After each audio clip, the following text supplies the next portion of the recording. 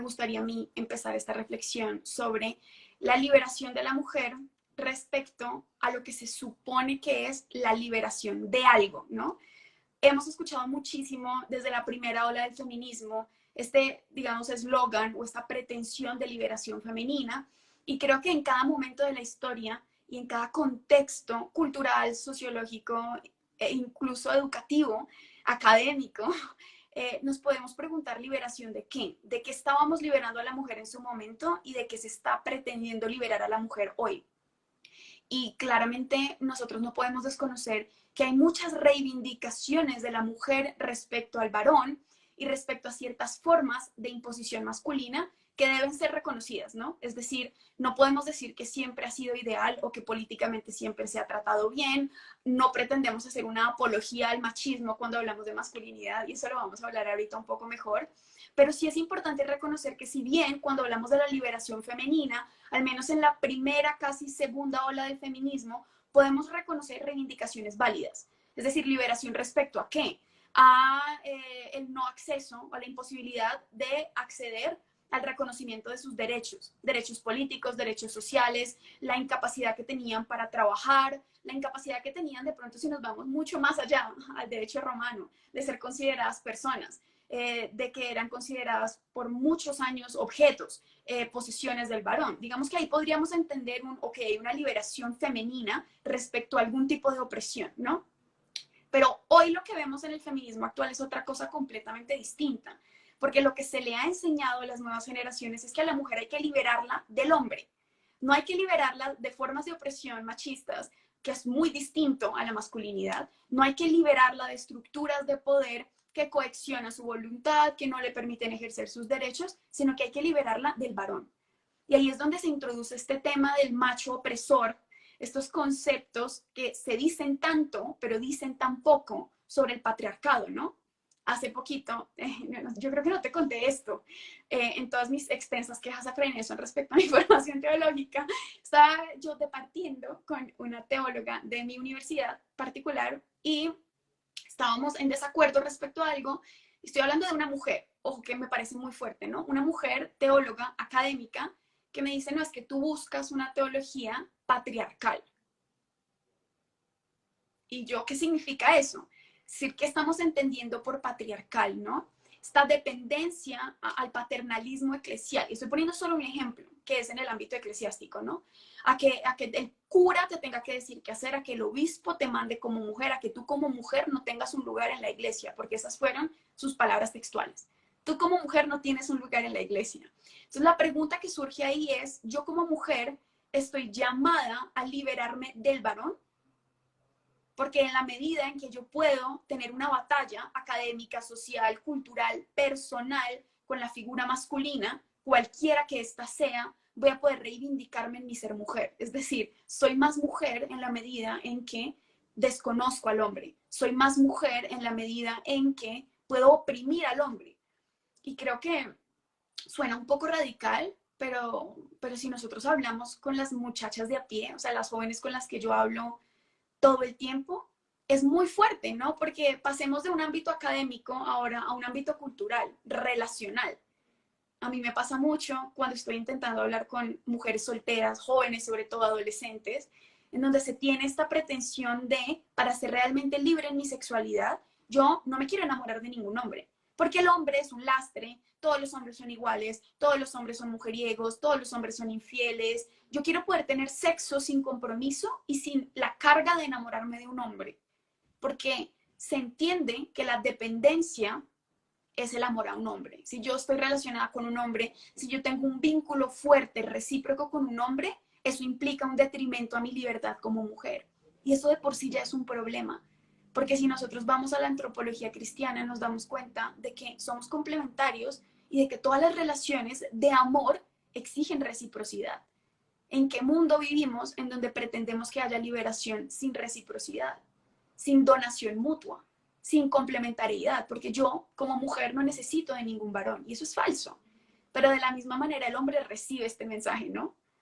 Para la mujer ser libre, yo tengo que hacerme a un lado. Y hay muchos hombres que, por ejemplo, en mi universidad al menos, yo no sé, pongo el ejemplo del entorno que conozco, ya no está permitido que le digan feliz día a las mujeres, el día de la mujer. o sea, es una ofensa inmensa que un joven de 18 años se acerque a una mujer y le diga, oye, feliz día de la mujer. ¿Feliz día de qué? No sé qué. Y empiezan a reaccionar de una manera bastante violenta. Y creo que uno de los problemas más fuertes respecto al feminismo actual es que posiciona a la mujer desde una lucha del resentimiento. Entonces tú puedes realmente empoderarte en la medida en que puedes manifestar exteriormente el resentimiento a el patriarcado en cualquiera de sus formas, eclesial, académica, social, musicalmente hablando. Piensen en cuántas mujeres de la industria no están más empoderadas porque ahora sí ganan más que el varón, porque ahora sí pueden hablar más explícitamente del sexo que el varón. Y creo que eso en general ya nos sitúa frente a un problema, ¿no?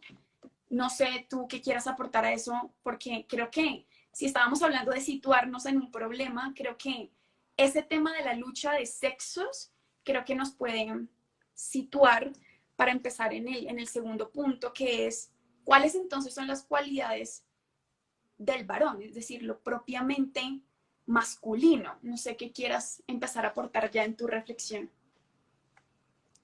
Muchas gracias, María Paula. Me parece que sitúas de un modo muy interesante el tema cuando dices de qué se trata la liberación y sobre todo la tentación de poner las cosas tan simples pero tan erróneas como que liberémonos del varón.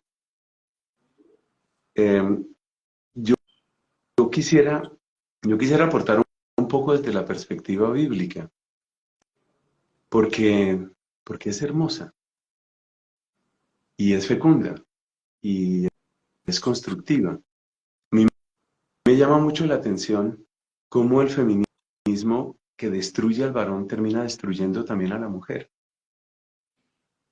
Hace poco me encontré un apunte en Twitter, antes decíamos un tweet, pero ahora le cambiaron el nombre, entonces se llamará un ex, o cómo se llamará eso.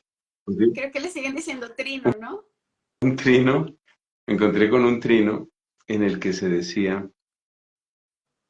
cómo el proceso de guerra del feminismo, que supuestamente es una guerra contra el varón, termina siendo guerra contra la misma mujer. Es decir, es malo ser alegre, es malo ser bonita, es malo ser delicada, es malo cuidar, es malo donarse.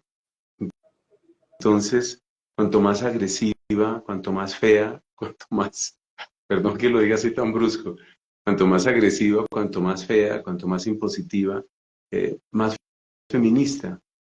Y, y es muy interesante ese solo fenómeno, que al atacar tanto al varón terminan atacándose a sí mismas. Y esa negación de la alegría, esa negación de la dulzura, yo creo que es una cosa interesantísima, interesantísima porque en el fondo viene a verificar lo que nos dice la Biblia, que, que no es la mujer contra el varón o el varón contra la mujer, sino es la mujer ayudando al varón en su masculinidad, y hasta cierto punto es la mujer construyendo la masculinidad del hombre, y es el hombre construyendo la feminidad de la mujer. Yo tuve ocasión de dar un seminario sobre teología del cuerpo en la universidad donde enseño, perdón, en la Santo Tomás, y uno de los temas más hermosos para mí fue ese, ver cómo en la Biblia el hombre se vuelve más hombre cuando se encuentra una mujer feliz de ser mujer, y la mujer se vuelve más mujer cuando se encuentra con un hombre en paz y feliz de ser hombre. Y esa es la perspectiva bíblica. La perspectiva bíblica, quiero aclarar dos cosas sobre la perspectiva bíblica. En primer lugar, que en este tema, como en muchos otros temas, la Biblia nos va a presentar un camino. O sea, no esperemos que desde la página 1 aparezca la perfección de la relación entre hombre y mujer. No esperemos eso. Ese es el primer punto. Y el segundo punto para tener en cuenta es que la llegada, el punto de llegada, la meta del hombre no es la mujer y la meta de la mujer no es el hombre, sino que la meta de ambos es Dios. Y esto es muy hermoso, esto es supremamente hermoso porque incluso en los textos que parecen más machistas, hay una gran claridad en esto en la Biblia. Según lo que yo he sabido, el texto más machista de toda la Biblia está en Efesios capítulo 5, donde se dice, mujeres, sométanse a sus maridos. No, eso la gente se arranca Pobre los San pelos. Pablo. Sí, es decir, ahí tenemos a un traumatizado, ahí tenemos a un machista, ¿no? Y resulta que en ese mismo capítulo, y realmente con diferencia de uno o dos versículos, lo que dice San Pablo es, señores, a ustedes les corresponde ser con la mujer como Cristo hizo con la iglesia. Entonces, si yo me quedo solo con ese versículo, si yo aíslo el versículo en el que me encuentro con mujeres sométanse a sus maridos y paro la película ahí, yo digo, el libro más machista es la Biblia. Pero si yo miro lo que Pablo propone completo, que es, si amas a una mujer, tú tienes que ser Cristo para ella. Y ser Cristo para ella significa morir por ella, entregarte por ella, desgastarte por ella. Yo pregunto, ¿a qué mujer no le gusta eso?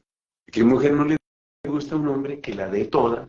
Un hombre que esté dispuesto a hacerse matar por ella, un hombre que quiera protegerla, embellecerla, dejarle sentir que está amada, incluso si ella se equivoca, como la iglesia muchas veces es con Cristo. Entonces, quería hacer esas dos anotaciones. Es decir, que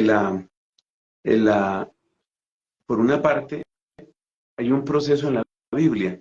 Claro que sí hay textos machistas en la Biblia, pero es que en la Biblia, aquí tengo que entrar en un detalle un poquito técnico, en la Biblia hay textos descriptivos y hay textos preceptivos. Los textos descriptivos nos están contando cómo encuentra Dios a la humanidad. Los textos preceptivos nos muestran a dónde quiere llevar Dios a la humanidad. Entonces, con respecto a hombres y mujeres, lo mismo que con respecto a la justicia, el uso del dinero o cualquier otro tema, la Biblia tiene de descriptivo y de preceptivo. Entonces, claro que como Dios nos encuentra, es en el desastre.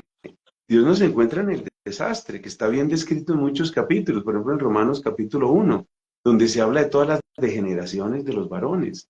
Eso es descriptivo.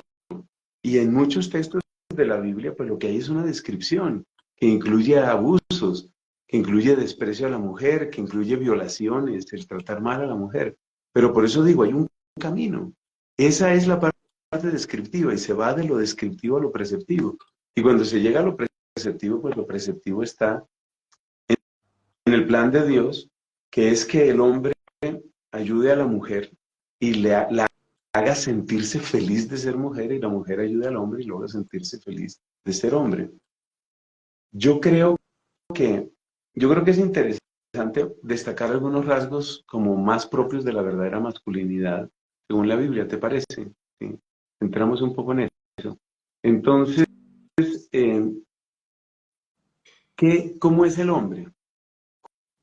Curiosamente, el hombre dentro de la mayor parte de la Biblia aparece fundamentalmente como cabeza en un hogar, que es una gran diferencia cultural con nuestro tiempo, porque muchos hombres no piensan en ser papás en nuestro tiempo.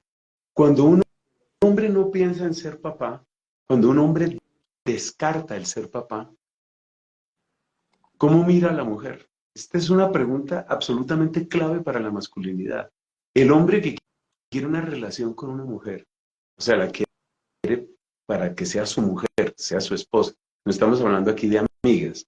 Si un hombre quiere que una mujer sea su mujer y no quiere hijos, ¿qué es lo que está buscando en esa mujer?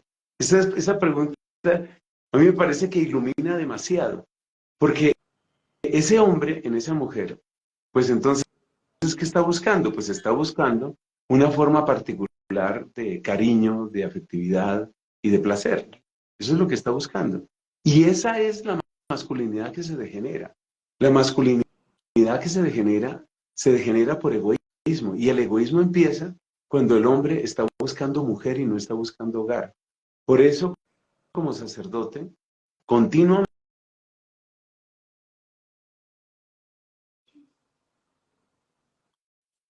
eso. Y les pregunto a los varones, ¿tú estás buscando mujer o estás buscando hogar? Y abren así los ojos como diciendo, no entiendo la pregunta. La diferencia, no sé cuál es la diferencia. Es terrible. Y para las mujeres también les digo exactamente lo mismo. Si tu hombre no está buscando hogar, ¿qué está buscando en ti? Es que esa pregunta ilumina demasiado. El hombre que no está buscando hogar, ¿qué está buscando en ti? Y por eso, pues es evidente que donde aparece ese término que tú has explicado tantas veces en tus transmisiones y en tus talleres, cuando aparece, por ejemplo, la castidad de noviazgo, no tiene ningún sentido. Pero la pregunta es, ¿por qué no tiene ningún sentido? Pues no tiene ningún sentido porque la persona no tiene horizonte de hogar. Y si la persona no tiene horizonte de hogar, ¿qué está buscando en la mujer? Pues está buscando una forma especial de cariño y una forma especial de placer. Es exactamente eso lo que está buscando, que casi lo podemos reducir a afecto y sexo. Es básicamente eso lo que está buscando. Entonces, en la Biblia la perspectiva es completamente diferente. Es decir, el hombre en la Biblia, el hombre que busca mujer, y repito, estamos hablando aquí de la mujer, su mujer, no está buscando una amiga, una compañera de trabajo, está buscando su mujer. Ese hombre que está buscando su mujer, está buscando hogar. Creo que el lugar de la Biblia donde esto aparece de un modo más brillante y casi poético es en el libro de Tobías. Entonces, en el libro de Tobías que aparece. Cuando Tobías, hijo de Tobit, se casa con Sara, según narra el libro, Tobías hace una oración. Y esa oración dice casi textualmente lo siguiente: Señor, si yo me uno a esta hija de Abraham, no es para satisfacer mis pasiones, sino para fundar un hogar donde se alabe tu nombre. Fundar un hogar. Entonces, la primera característica de la masculinidad es fundar un hogar, en lo que nadie piensa.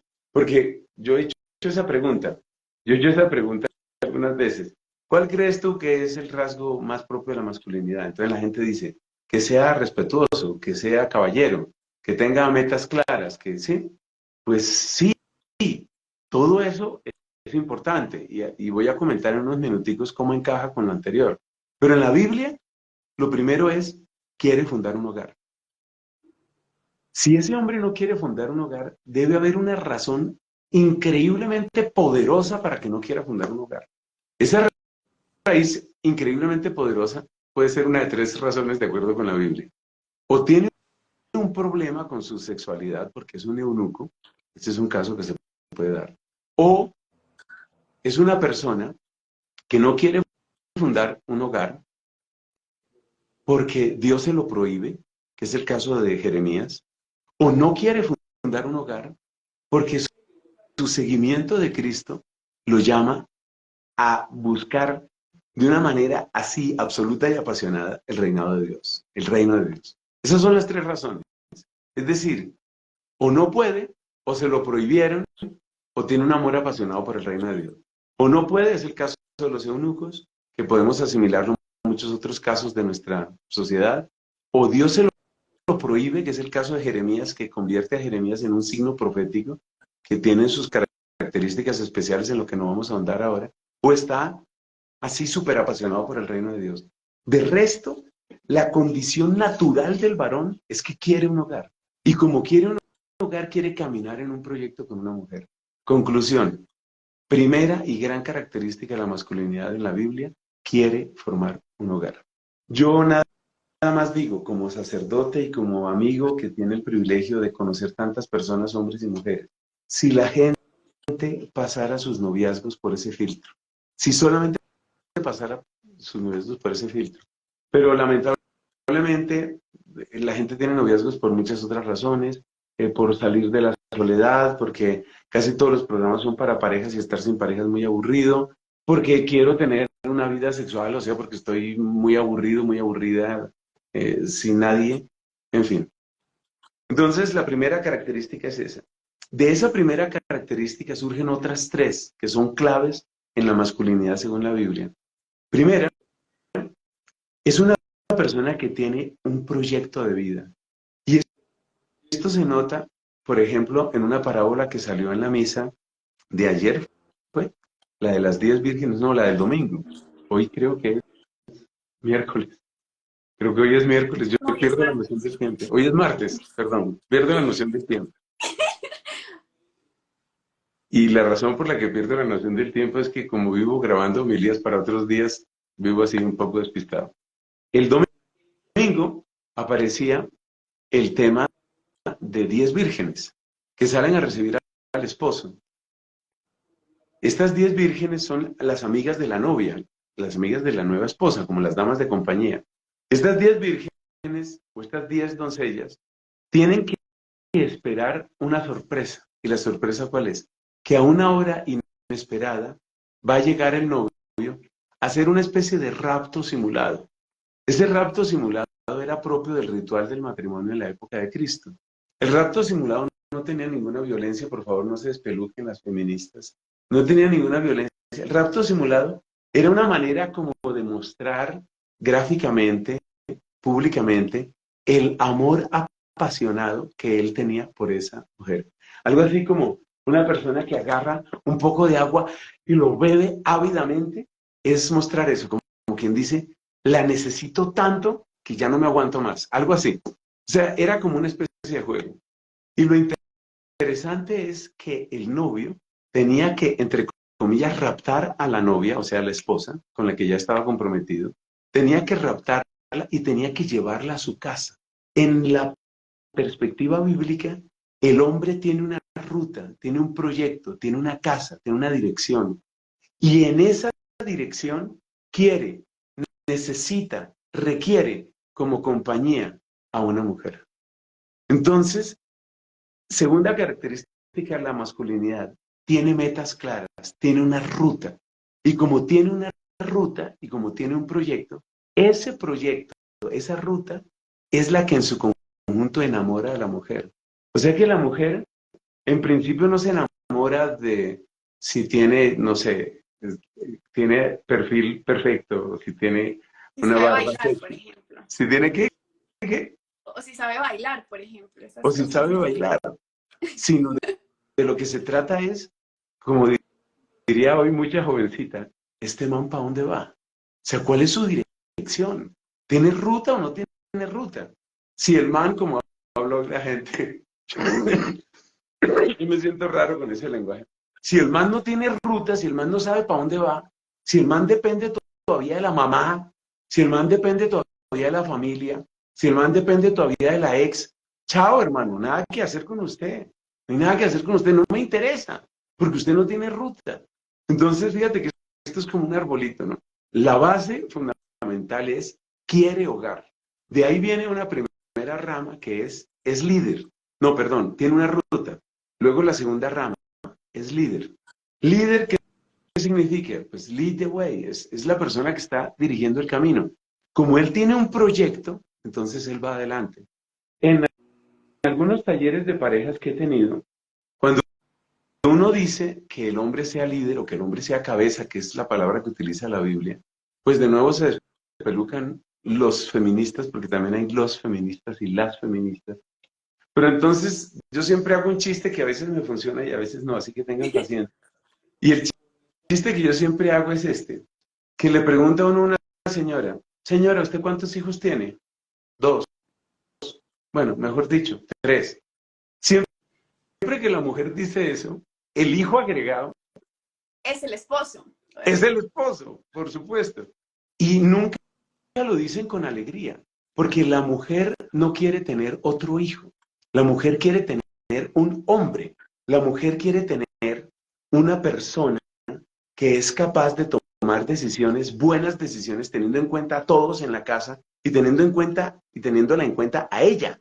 O sea, ser la cabeza no es prescindir de los miembros. Por favor, 1 Corintios 10. Ser cabeza no es prescindir de los miembros, mucho menos es prescindir del corazón, porque el corazón de un hombre casado está más en su mujer que en él. Uy, hasta poético, ¿sabes?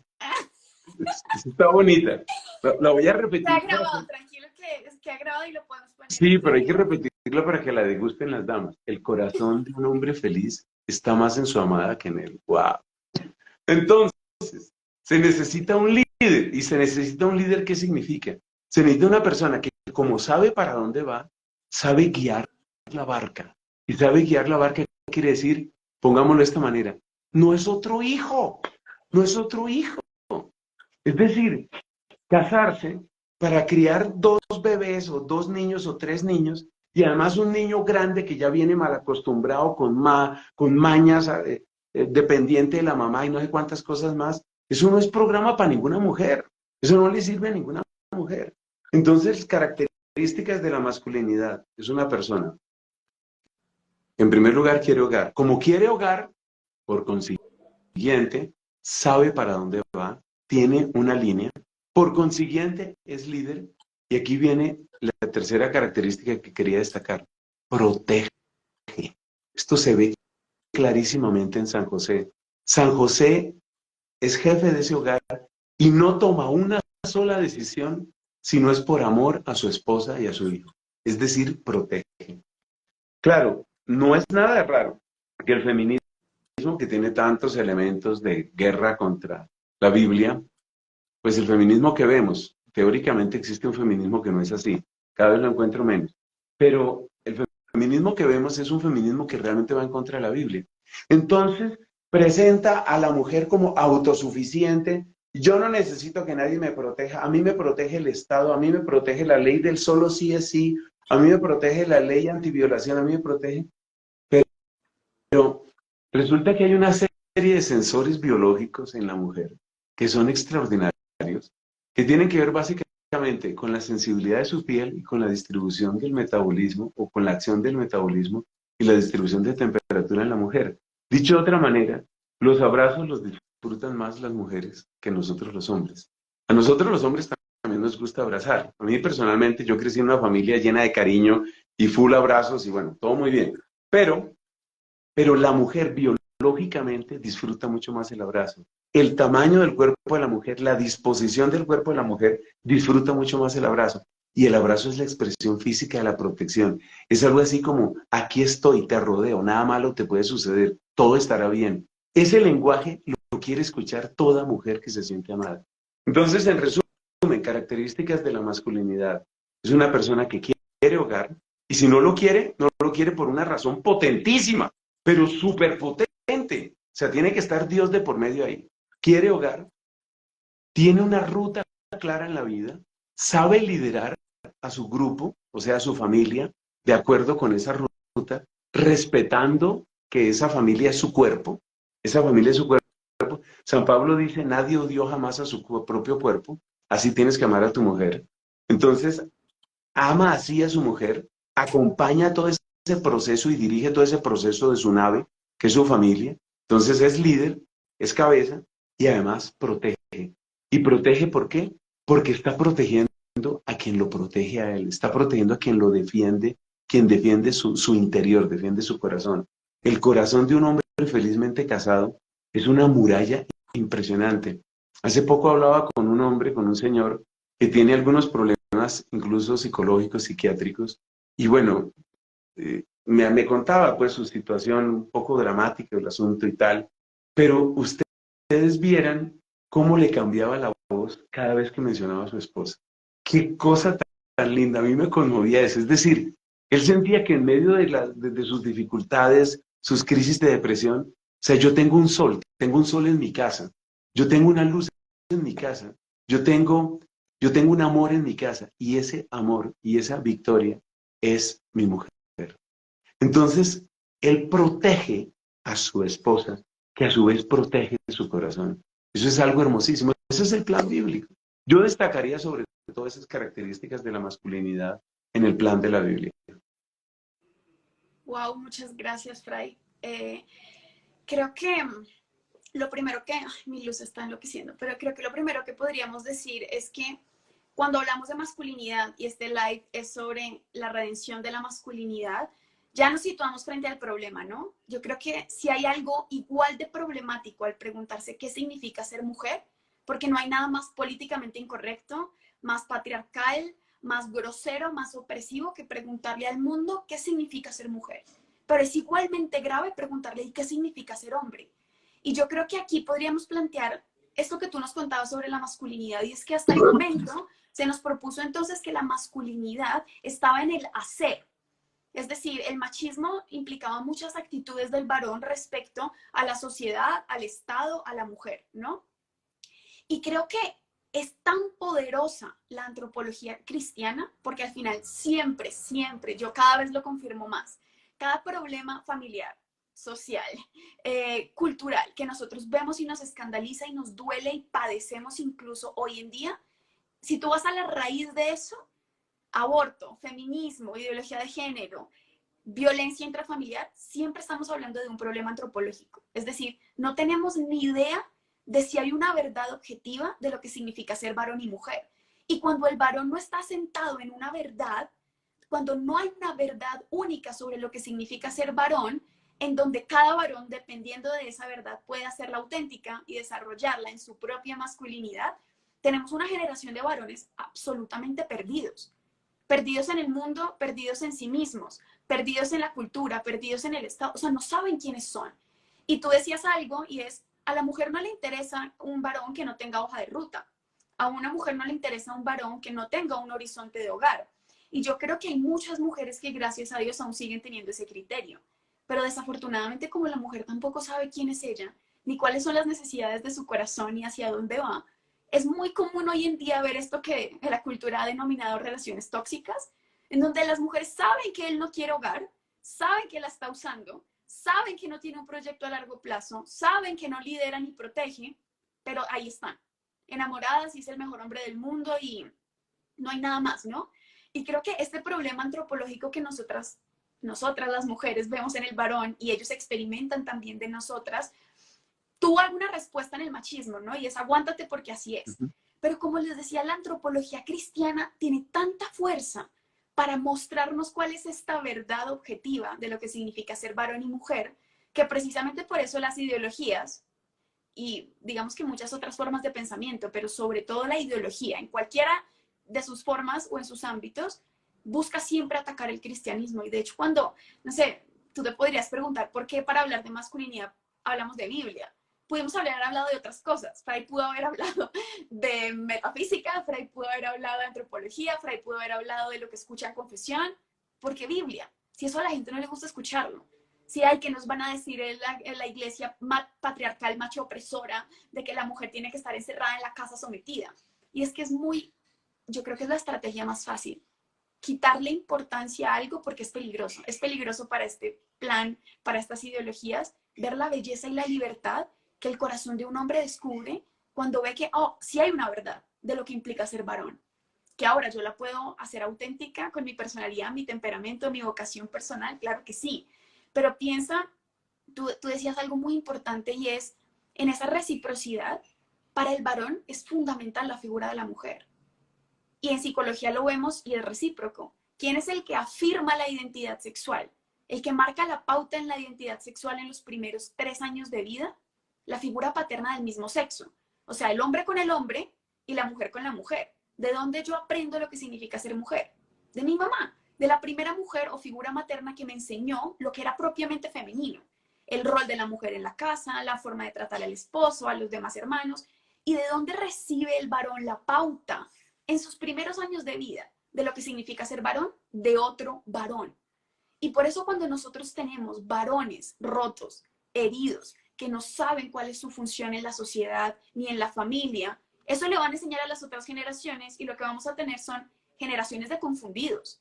Y un corazón confundido difícilmente puede amar, difícilmente puede satisfacer a una mujer, a unos hijos o a sí mismo. Y yo creo que nosotros somos esa generación que fue educada por figuras paternas y maternas que tampoco tenían una verdad objetiva clara sobre lo que Dios quería para su masculinidad o su feminidad. Pero en los primeros años de vida, quien reafirma la identidad sexual, la figura paterna del sexo opuesto.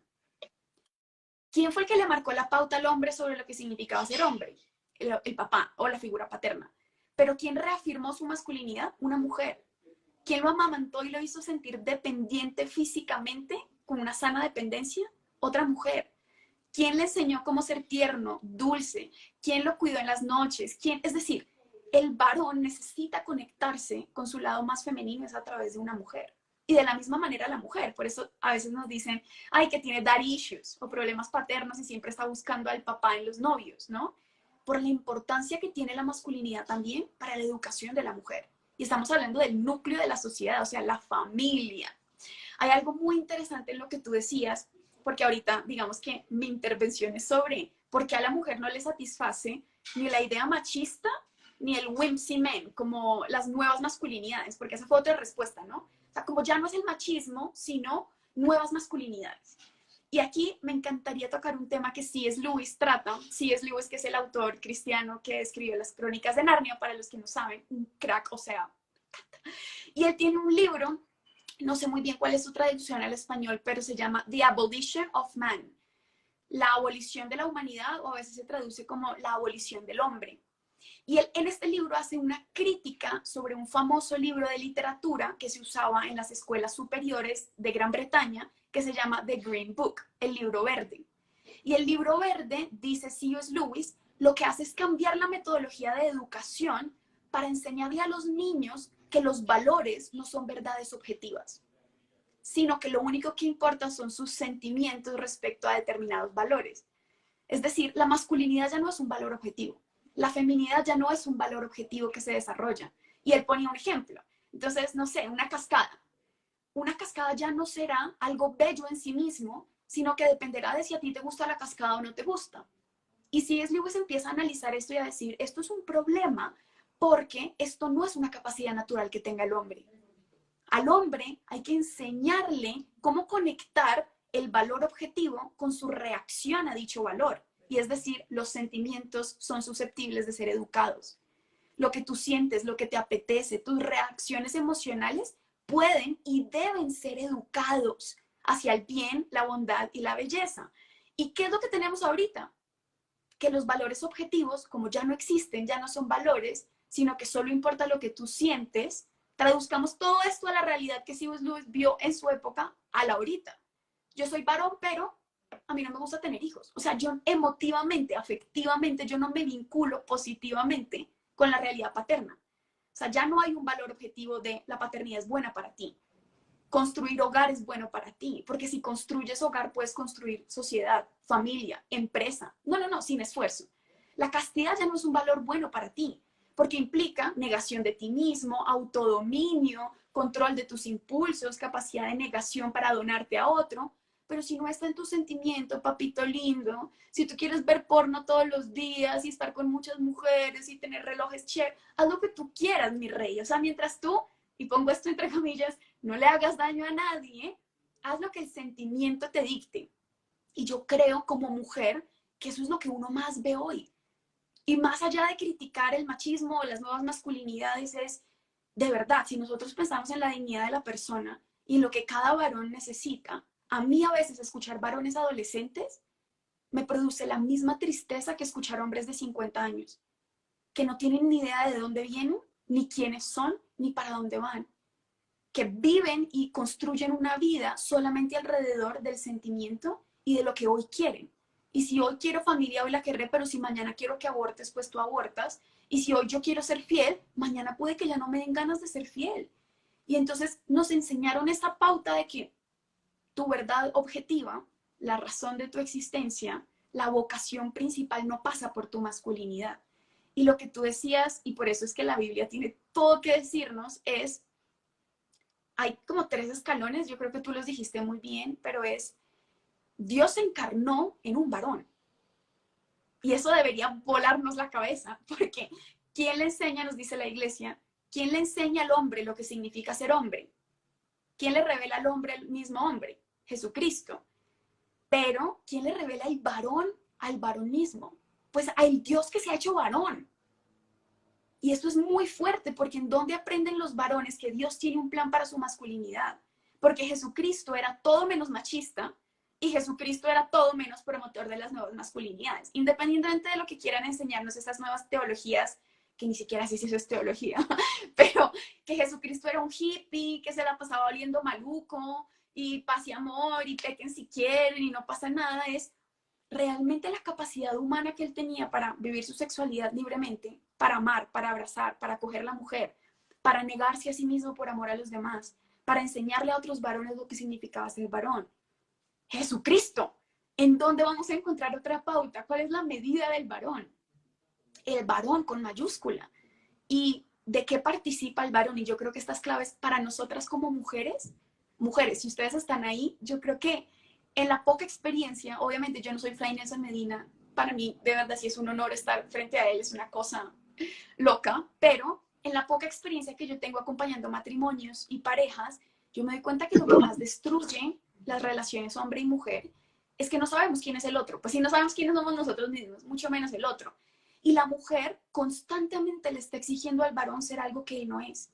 Ella quiere otra mujer en la casa. O sea, ella quiere que él sienta como ella, piense como ella, se relacione como ella, vea los detalles como ella.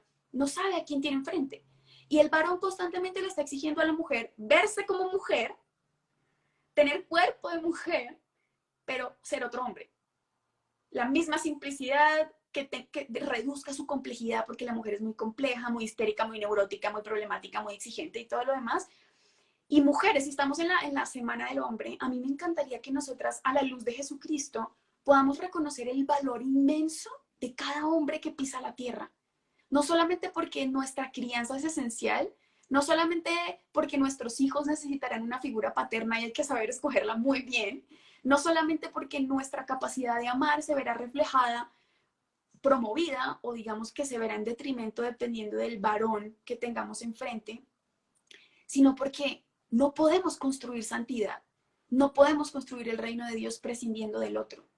Y cada varón es un don. Y yo pienso en todo lo que hace el varón, sea que esté llamado a formar hogar biológicamente o sea que esté llamado a formar iglesia de otra forma. Y yo siempre he hablado de esto con Fray Nelson, pero en mi vida como mujer, mi proceso de sanación personal ha atravesado siempre la figura masculina. Es decir, para mí los sacerdotes, por ejemplo, en mi vida han sido vitales.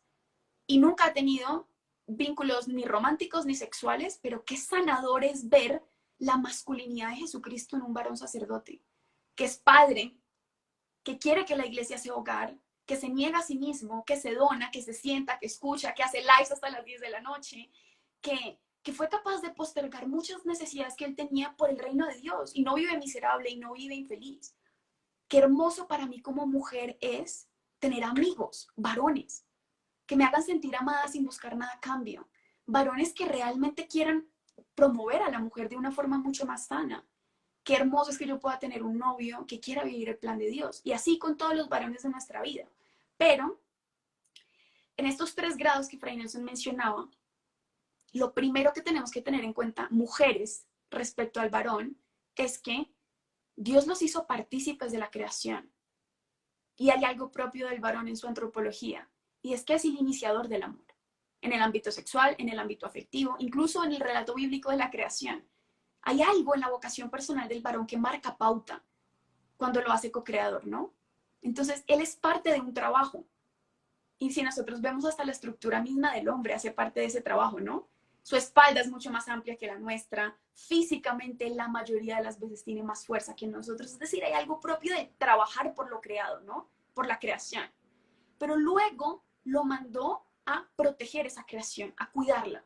Y eso que Fray Nelson decía que varón sé la cabeza, se nos olvida que cuando San Pablo le dice, tú eres el Señor de la mujer, se nos olvida de la última cena, cuando Jesús les dice, sí, ustedes son señores, hágame el favor y se ciñen y se arrodillan a servir, porque la cabeza es el que sirve, y esa fue la pauta que Jesús nos dio. Un varón que no se sabe parte del plan de Dios, que no sabe que tiene un rol en la creación, y que además está llamado a cuidar de eso que se le ha dado. Y por tercer grado decía C.S. Lewis, además de ser co-creador, además de tener que proteger la creación, tiene que afirmar la dignidad de esto que ha sido creado. Y es muy triste, y yo voy a terminar aquí lo que Fray Nelson me dijo, porque este ya es el tercer punto, y él me pidió que hablara de qué es lo que la mujer espera del varón. Es muy difícil hoy en día para el varón, y yo me compadezco mucho por la estructura interna, por su fisiología, porque en el cerebro del varón el área sexual es 2.5 veces más grande que el de la mujer, y eso ya le marca una pauta. y que el varón es víctima de esta cultura de la hipersexualización mucho más de lo que han sido muchos varones en la historia. Y que por eso educar varones hoy, ser amiga de un varón, ser esposa de un varón, implica para nosotras una responsabilidad muy grande. Y para el varón mismo. Es muy difícil que uno como mujer quiera abrirse, que es lo propiamente femenino, la receptividad, a un varón que no es dueño de sí. ¿Cómo puede el varón afirmar la dignidad de lo creado, cuidar de lo creado, si no se trata a sí mismo con dignidad, si no se cuida a sí mismo? Y yo creo que la hipersexualización es lo que ha estallado esta cultura tan confusa de la masculinidad, en donde el varón ya no sabe que hay formas de cuidarse y formas de descuidarse, que hay formas de afirmar su dignidad y hay formas que realmente destruyen su dignidad. Y esto se ve en la sexualidad, en cómo el varón es un medio para otro fin. Él hace de su cuerpo un medio, él se usa a sí mismo, usa a los demás, es incapaz de tener autodominio, eso no es atractivo. Tú puedes esconderlo en el ámbito privado de tu casa, tú puedes esconderlo cuando ves pornografía, pero nosotras sabemos, incluso si las mujeres no se quieren dar cuenta, lo que hacen es ignorarlo, pero lo sabemos. Un varón que no es dueño de sí en su sexualidad, en su afectividad, en su capacidad de ser amigo, nunca podrá ser un buen amante, porque no se sabe primero amado. El que se ha sabido amado, pues se comporta dignamente según ese amor, ¿no? Y yo creo que también lo hemos hablado mucho, Fray y yo, en otros momentos de nuestra vida, pero, por ejemplo, varones, qué lindo redescubrir la masculinidad en el ser amigo. Es muy difícil encontrar hombres que estén dispuestos a ser amigos de otros varones en cualquier ámbito. Piensen en el ámbito sacerdotal, en el ámbito familiar, en el ámbito empresarial, académico, juvenil. No sabemos ser amigos de otros varones. No sabemos lo que implica una amistad en donde me dono libremente, sin esperar nada a cambio, sin usar al otro, pero sobre todo respecto a la mujer. ¿Cuántos varones son capaces de ser amigos, sinceros, con otra mujer? Porque para mí, si me preguntas tú en ese punto de María Paula habla de lo que la mujer espera, para mí la amistad es una escuela de amor. Claro, el noviazgo también lo es y se concretiza en el matrimonio, pero desde la primera infancia, ¿en qué situaciones el hombre está haciendo don sin buscar algo más a cambio? Entonces, sí, me pediste que hablara sobre la perspectiva de la mujer. Podría decir muchas cosas más, pero lo voy a reducir a eso. Y ya para el cuarto punto, habíamos hablado de que tú pudieses, eh, no sé, acompañarnos a entender cuáles ves tú que son estos desafíos y qué claves podrías darle a la masculinidad. O sea, qué claves podrías darle al varón de hoy para, digamos, resumir lo que hemos dicho en el live. 1, planteamos la problemática. 2, hablamos de la perspectiva bíblica. 3, yo introduje la relación con la mujer. ¿Cuáles crees tú que son los retos hoy y las claves para los varones? Gracias. Yo me remitiría al título mismo que tú quisiste para este encuentro, la redención de la masculinidad. Y, y me voy a situar en esta perspectiva. Supongamos un joven que te esté escuchando, eh, con toda esta abundancia de ejemplos y la fuerza persuasiva que tiene tu discurso. Ese joven te está escuchando y dice, quiero cambiar, quiero recuperar mi masculinidad. ¿Qué podría hacer ese joven? Esa es una pregunta muy buena. Es decir, ¿cómo se puede salir de eso que tantas veces criticamos y que tú, pues muy justamente has denunciado? ¿Cómo se puede salir de eso? Y creo que sí se puede salir, por supuesto que se puede salir. Yo me he acostumbrado, precisamente por la Biblia, que obviamente es mi casa y mi cimiento, yo me he acostumbrado a que es necesario partir de la creación. Y partir de la creación significa también partir del propio cuerpo. A mí me parece que tanto la mujer como el varón, cada uno de un modo distinto, pero en el fondo muy semejante, puede redescubrirse a partir de su propio cuerpo. Y descubrir el cuerpo puede sonar muy chistoso en una época en que hay tanta desnudez disponible. Precisamente, pues, lo que hace la pornografía es volver disponible la desnudez. Pero es interesante ver que la pornografía en el fondo enceguece frente al cuerpo. Lo muestra, pero en realidad nos enceguece frente al cuerpo si seguimos ese camino. ¿Por qué? Porque el cuerpo que aparece en la pornografía es el cuerpo convertido en cosa, incluyendo el propio cuerpo. Si la persona trata de disfrutar de su propio cuerpo, lo que a veces llaman autoerotismo. Ese es el cuerpo convertido en cosa. Entonces, me parece que el redescubrimiento de la masculinidad empieza por redescubrir el cuerpo, no como una cosa. Mi cuerpo no es una cosa. Eso que suena tan sencillo, es a la vez tan profundo y es tan bello. Cuando nos acercamos hacia el cuerpo, llegamos a un enfoque muy de San Pablo, que es lo que él llama carne. En griego se dice sarx. Es descubrir nuestra carne, descubre tu carne. Y descubrir la carne es descubrir tres cosas, según San Pablo y según la Biblia. Descubrir mi cuerpo es descubrir mi fragilidad. Descubrir mi cuerpo es descubrir mi posibilidad de comunicación. Y descubrir mi cuerpo es descubrir mi necesidad. Soy frágil, me comunico a través de mi cuerpo y a la vez pues tengo necesidades. Necesidades como el hambre o búsquedas como el placer. Ya este es un enfoque que ya me parece mucho más bonito porque ya no es una cosa. Ya el cuerpo ahí no es una cosa. El cuerpo ahí, cuando yo descubro, por ejemplo, que el cuerpo es frágil, significa que tengo que cuidarlo, tengo que amarlo. ¿Y cuidar lo que es? Es cuidar mi salud. Y cuidar la salud no es solamente que no me enferme, cuidar la salud es un cuerpo fuerte.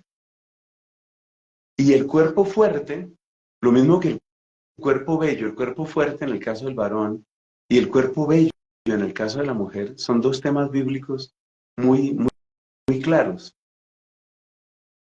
Es muy interesante, a veces la gente se extraña de que cuando la Biblia habla de la mujer, quiere que la mujer sea sabia, bella y piadosa. Y no ver riña entre esos elementos.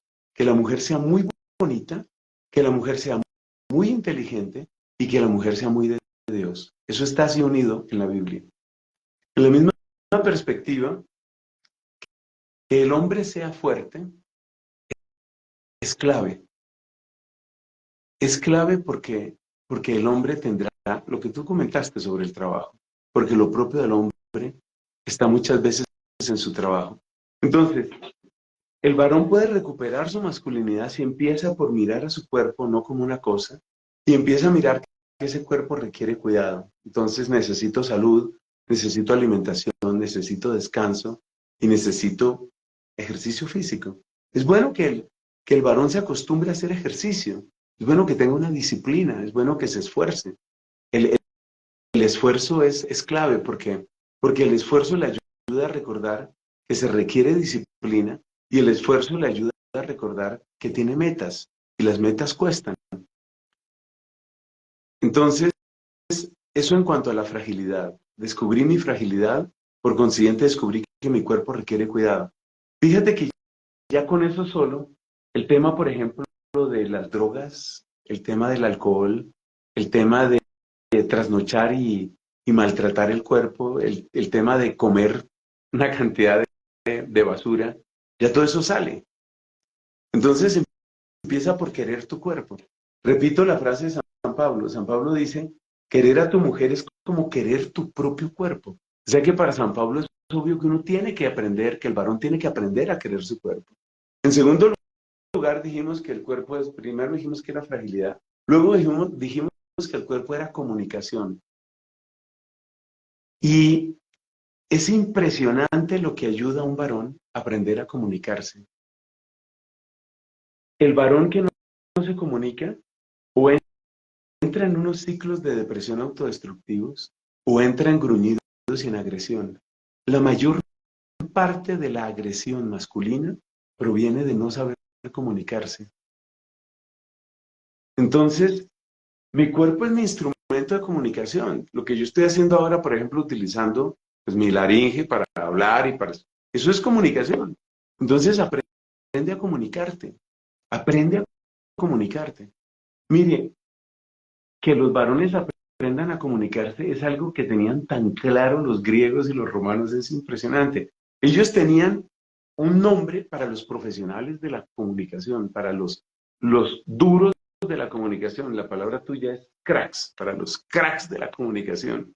Ellos tenían una palabra, eran los oradores, de ahí viene la palabra oratoria, por supuesto. Para ellos el modelo del varón es el varón que es capaz de comunicarse. Y la oratoria no es solo la voz, la oratoria es el manejo que haces de tu cuerpo. Mire, puede sonar, no sé, como fuera de tiempo y de lugar, pero más varones que sepan oratoria significa más varones reconciliados con su masculinidad. Porque el varón que recupera su oratoria, recupera la idea de poder sin agresión. Y el varón que tiene poder sin agresión va por el camino correcto, va por el camino que regenera. Entonces, dijimos fragilidad, comunicación y necesidad, 3 elementos corporales. En cuanto a fragilidad, cuida tu salud y sé fuerte, sé fuerte. No está mal que seas fuerte, es muy bueno. Si vas a proteger, pues necesitas eso. Número 2, comunicación. Aprende a comunicarte.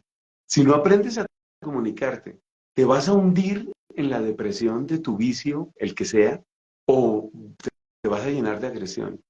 Lo tercero es la parte de la necesidad. Descubrir la necesidad es descubrir que tú eres vulnerable. Y para mí, el varón que mejor sabe tratar a la mujer es el varón que conoce su vulnerabilidad. Porque la mujer, por su misma constitución, entiende la vulnerabilidad de una manera como con una empatía muy particular. Entonces, el hombre que no conoce su vulnerabilidad será víctima de su vulnerabilidad. Escriban eso que les conviene. El hombre que no conoce su vulnerabilidad será víctima de ella. Y la Biblia nos presenta el caso de un hombre que no conocía su vulnerabilidad. Se llama Sansón. Ese era fuerte, muy fuerte. Comunicarse no sabía mucho, pero fuerte sí era, pero no conocía su vulnerabilidad. Le resultó su Dalila, vendida al enemigo, pues ella era farisea, farisea no filistea, y lo dominó, lo dominó. Alguien diría, como suele suceder. Entonces, si el hombre conoce su vulnerabilidad, establece una relación mucho más sana con la mujer. El hombre que conoce su vulnerabilidad entiende más rápidamente que ella siente. Y si ella siente, pues no es para maltratarla, no es para que le duela. Si ella siente, por ejemplo, en el ámbito sexual, eso significa que la felicidad de ella es la gran victoria del varón, que es, para mí es uno de los pensamientos más lindos en moral sexual. La felicidad de ella es mi triunfo. Imagínate un varón que tiene tanta sensibilidad, tanta capacidad de sensibilidad, que es capaz de entender que su mujer, la que Dios le dio, la que él ama, su mujer siente mucho.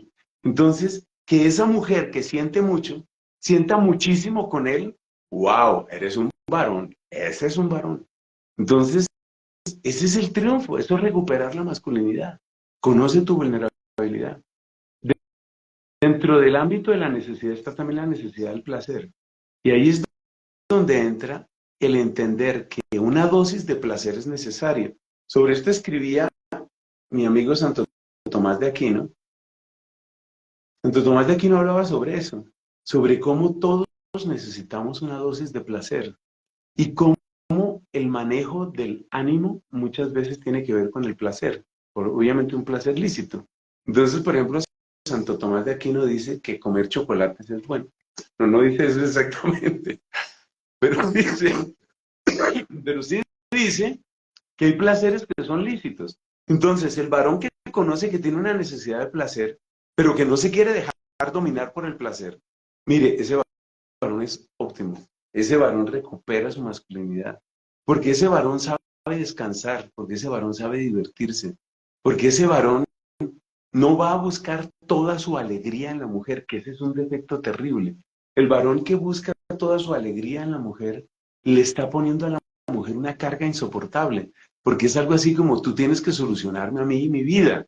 Y entonces la mujer por un tiempo es posible que haga eso, pero la misma mujer siente, en algún momento se va a cansar de mí, se va a cansar de mi cuerpo, se va a cansar de mi sonrisa, se va a cansar de mí. Entonces necesitamos un varón que sea capaz de conocer su necesidad, que sea capaz de conocer su vulnerabilidad y que sea capaz de administrar su necesidad de placer, que es lo que llamamos con un nombre más cortico, autodominio, o en teología clásica se llama templanza.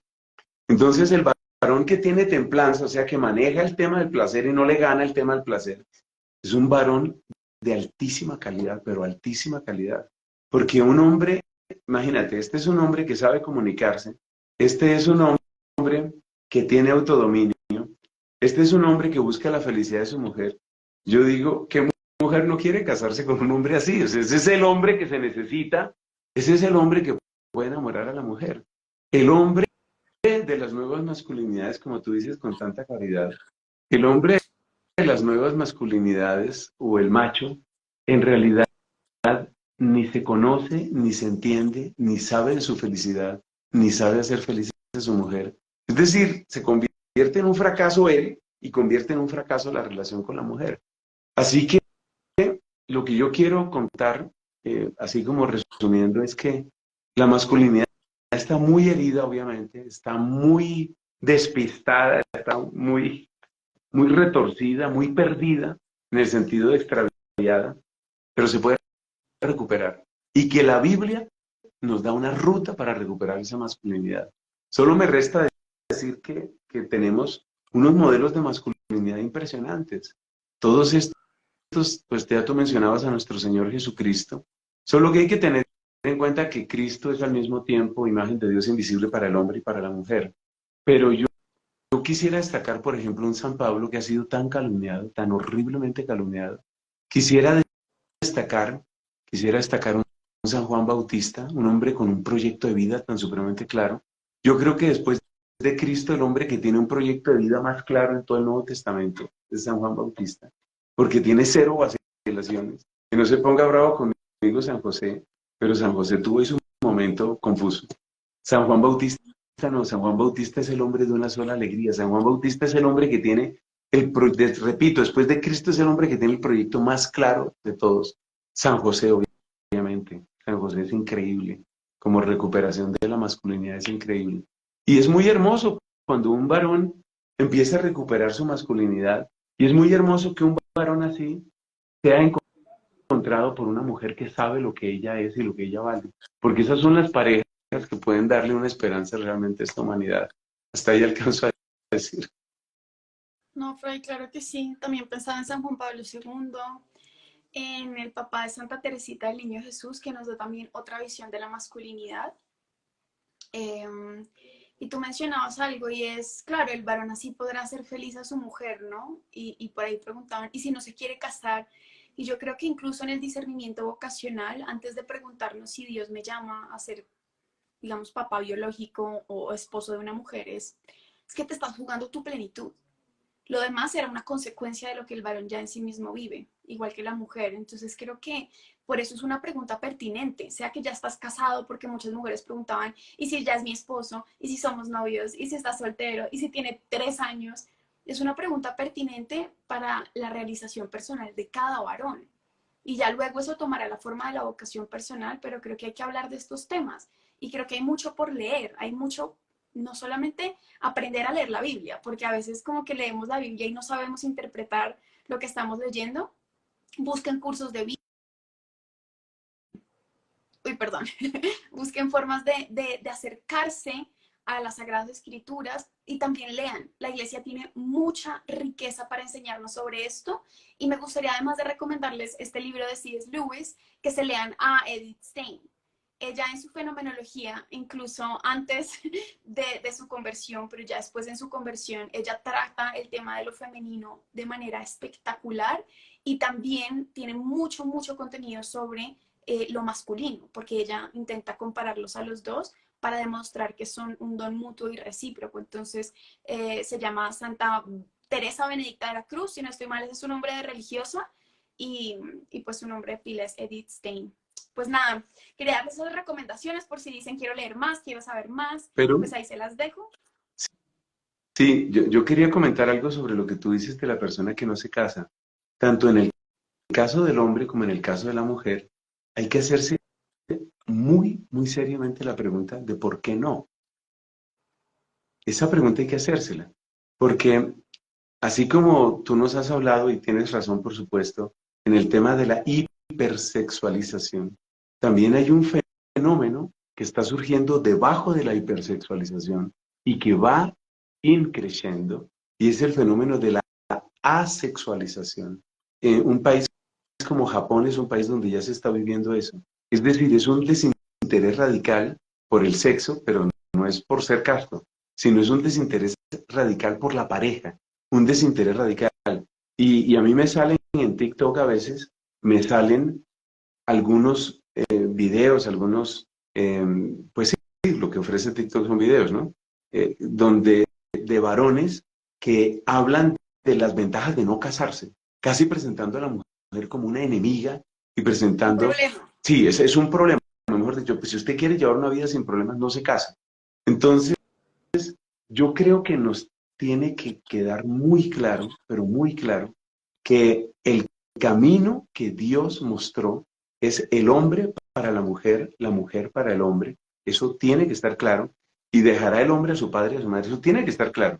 Que puede haber razones potentísimas, según el plan de Dios, para que eso no suceda, puede haberlas. Pero cuidado, porque si no hay esas razones potentísimas, probablemente lo que hay es un miedo enquistado o un egoísmo asfixiante.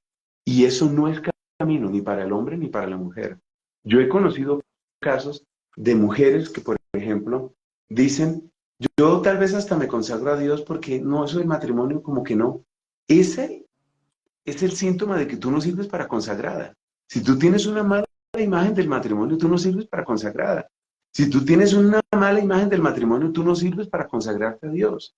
Entonces, es muy importante que entendamos la grandeza que esto tiene, la belleza que esto tiene y cómo incluso las personas, como es el caso mío, que tenemos una vocación diferente, nosotros todos los días tenemos mucho por aprender de las mujeres y no tengo ningún problema en decirlo y decirlo en público. Nosotros necesitamos, el caso mío, nosotros necesitamos aprender muchísimo de las mujeres, necesitamos recibir luces de las mujeres. Esto lo ha dicho bellamente el Papa Francisco y lo dijo también San Juan Pablo II. La expresión de San Juan Pablo II en su encíclica sobre la mujer, Mulieris Dignitatem, era el genio femenino. Entonces, aquí nadie es autónomo, aquí nadie es yo me basto solo, ¿no? Aquí todos necesitamos, pero en principio la vocación es la mujer para el hombre para la mujer, y si no es así, examina muy bien por qué no es así. Quería hacer como esa aclaración. Me perdonas que es pura aclaración de profesor que quiere que el tema quede completo. No, está perfecto, creo que es muy válido porque además estamos viendo, todo lo que estamos viendo hoy en día es el ataque a la familia. Y cómo responde Dios a eso es suscitando vocaciones precisamente a la familia. Y creo que hoy en día querer una familia de verdad según el plan de Dios es ir completamente contracorriente y por eso el discernimiento vocacional tiene que ser de verdad serio, juicioso. Ni está la vida religiosa para evitar la donación, ni está el celibato, digamos que en el mundo, o yo me quedo soltera porque es que casarse es muy difícil y no quiero tener hijos. Todo lo que has mencionado es súper válido y creo que también necesitamos buscar figuras que nos ayuden en este proceso porque no es fácil. Pero bueno, Fray, para mí de verdad ha sido un gusto poder tocar este tema contigo hoy. Gracias porque nada, la luchamos mucho para poder sacar el tiempo, porque no podíamos ninguno de los dos en otro día de la semana, pero te agradezco mucho, siempre aprendo un montón de ti cada vez que hablamos y espero que también esto sea de bendición para mujeres y varones. Y pues ahí lo tienen, Fray tiene homilías diarias, eso graba más que, creo que lo acaban de nombrar influencer del año, no sé qué fue lo que lo nombraron, graba todo el tiempo y tiene comentarios a la palabra muy, muy especiales que salen todos los días, entonces pues ahí queda. Muchas gracias, Fray. Gracias a ti por tu servicio, por tu amor al Evangelio. Gracias a todos los que se han conectado y a quienes pueden llegar después estas palabras. Si te parece, quisiera ofrecer la bendición para terminar. Porfa. El Señor esté con ustedes. Y con tu espíritu. La bendición de Dios, Padre, Hijo y Espíritu Santo, descienda sobre ustedes y permanezca siempre. Amén. Gracias.